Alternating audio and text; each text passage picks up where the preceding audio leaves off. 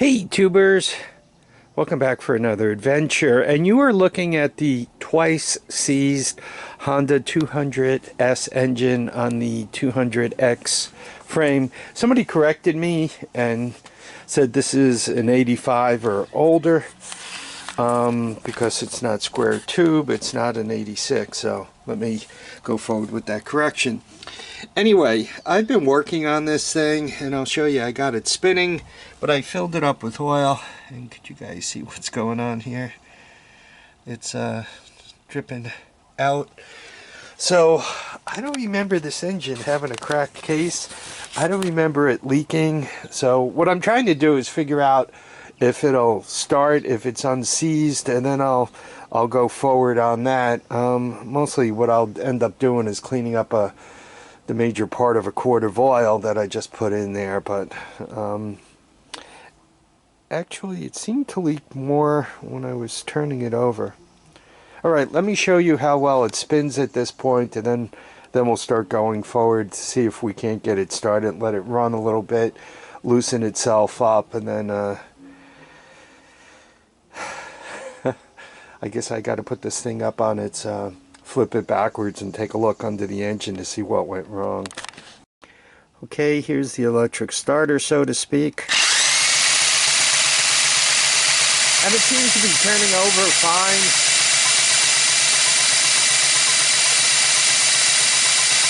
Turning it over like this isn't a bad thing. Makes the oil pump move some oil throughout the engine, right, rather than have it start up dry. So if you have an engine that's been sitting, this isn't a bad thing.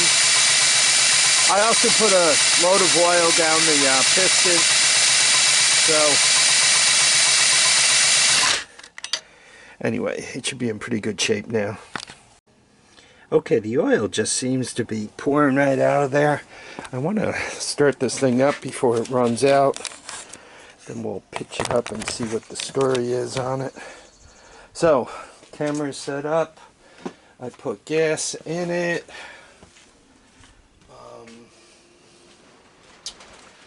Choke is on. Compressor release.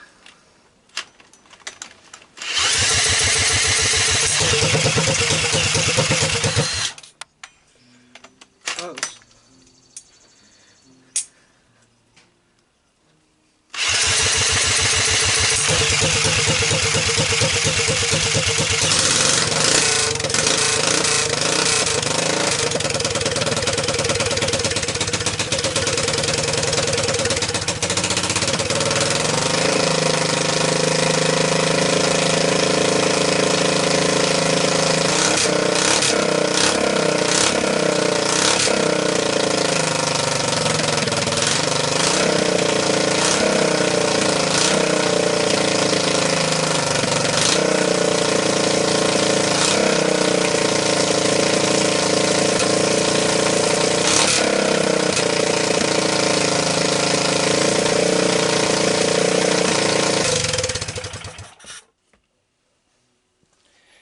Okay, it started. It doesn't seem to be smoking that bad, so maybe the engine lived.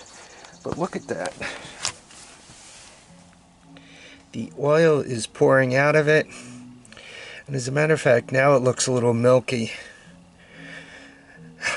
This poor engine might have got water in the case, and once it got water in the case, it could have froze. I don't know, could you guys, that's a stream of oil pouring out of it. It froze and cracked things. So I might have ruined this engine worse than I thought. Personally, if they seize, right, you can replace the jug and so forth, and they might live. If you crack the engine block, depending on what cracked, right, the engine's just shot. So anyway, what I'm going to do is I'm going to flip it up. We'll see if we can see what went wrong. So here is the bottom of the engine, and you can see the oil seems to be leaking out of the filter cap. There's kind of a little bit of an oil filter beneath there. So let me clean it up a little bit and get a little closer look at it.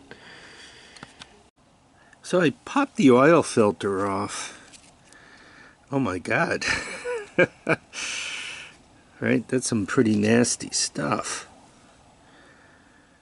So maybe the oil pump was making it pump out. I mean, that's not the reason for the leak, but maybe the oil pump was forcing it out the hole there. Anyway, I'm going to clean up that whole mess, clean all this up. We'll put it in. We'll see if we can't make it stop dripping oil. You guys know I hate engines that drip oil.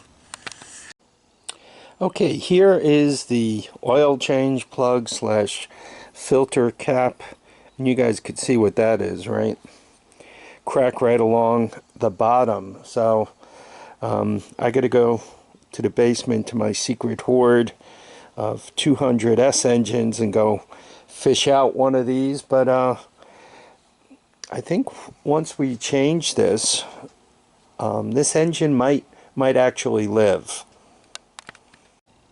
Okay, tubers, this is where it's always good to have a hoard of parts. And back before I retired, I knew I wanted to kind of play with this stuff, so I was on eBay all the time. And I bought this box of parts, and I believe it's 200S. I'm going to fish it right on out of here. We'll see if we can't find what we need. Okay, here we are. There are few good things in here. These are always good to find, the stator and all that. That's the wrong cover. The cylinder bore is good to find. It actually feels pretty good, but it looks like I have everything except what I need. Almost, yeah. That piece of the case is missing. Shoot. Alright, more digging. It's always good to take a trip out to the sheds to see what I own, how things are going for the winter, if stuff has survived or not. Yeah, I just looked at that engine. A lot of good it does me. I'd rather not pull apart an engine that's complete. So I think this shed is going to disappoint me. Okay, I think we found our parts donor. This engine, I bought it quite a long time ago. It had caught fire, and it was in enough of a fire where you could see this piece of the case is melted. The whole clutch housing there melted down and so forth. So that's what happened to this. I think I picked it up, I don't know, 25 or 50 bucks. It's not wearing a jug, so I think it's pretty safe to take parts off of. I don't think I'm ever going to do anything with it. The oil plug is down there, so let's get it off. Okay, we recycled an oil filter cap, and I'm just going to clean it up, put it on, and let's hope for the best. Okay, it's ready for another go. So I replaced the oil filter cap. Remember, the oil filter goes in first with the screen facing outward, then the spring, then the cap. So we put that in, we replaced the cap, I put some more oil in it. I'm about to put a little more gas into it. I'm going to put the recoil on it, and we're going to see if we can't get this thing started and running like it should. I have to say, all the trouble with this engine, probably all my fault. I think some water got into the engine, which probably cracked that cap. I'm lucky it didn't crack the block. Once the cap cracked, the oil leaked out. I managed to get it started after the engine itself weather seized, i.e. there was some rust in the cylinder bore, but it managed to start up, and it ran long enough for for it to run out of oil. Anyway, so the cap's on and it's full, and I put that rag down there just to make sure it's not leaking, and we'll see if it leaks once I fire it up, right, if it drips on that rag. Okay, I put some gas in it. Choke on. Engine on. Throttle.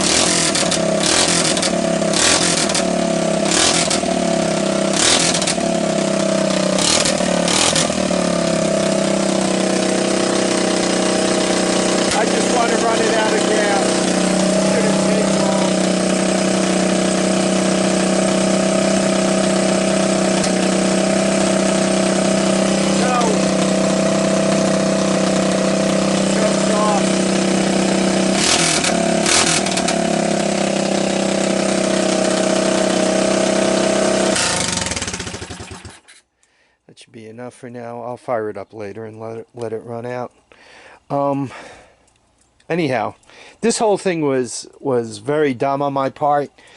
I'm lucky a Honda engine is so forgivable. I let the engine sit and it wasn't covered properly. You know, you really want to cover things like that so that nothing could drip on the motors. So that was 100% my fault. I can't blame it on anybody except myself. So that was bad. I started it without checking the oil. That was bad. Right? So I seized it once, my fault. Seized it twice, my fault. Why was it out of oil? Once again, it wasn't covered properly. Water got into it, cracked the oil plug, the oil filter cover. So whose fault is that? That was my fault, right? Anyway, we did get it running again, which is a really good thing. I really should move this thing up on the project list. Make a set of motor mounts for the front of the engine. Get the bolt in the back of the engine. The top of it, you can see, already has a bolt in it. And I should get her all put together and get it out for a run. For those of you who ride all-terrain vehicles, Honda's come in 3 flavors. The little ones, no suspension.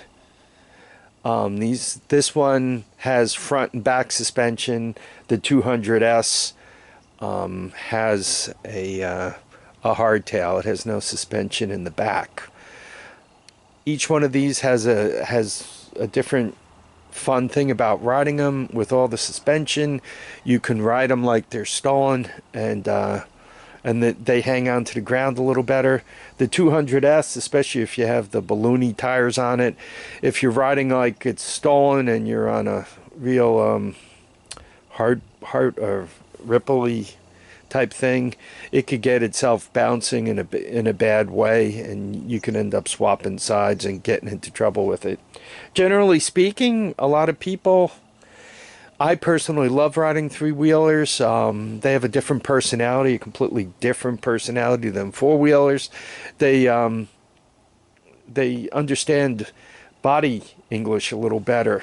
Your ability to shift your weight forward onto the front wheel, and you only have a single front wheel, so when you shift your weight onto the front wheel and you body English the back, toss the back to one side or the other, they'll respond to that much better than a quad would. Though, if you have a big enough engine in your quad, you have the power to break them loose in the back. But with a three-wheeler, you could do it with only a couple hundred cc's or 185 cc's, right? You can toss the back around pretty good by just, once again, getting your weight on the front wheel and just kind of, throwing, body Englishing the back around. So I love riding them for that reason. If you're riding on a hill, like sideways on a hill, such that you're tilted like this, a three-wheeler is a lot less fun. I mean, if you're going uphill or downhill or uphill, no problem. But if you're riding the camber of a hill, it gets ugly, ugly quick. You discover how top heavy they are.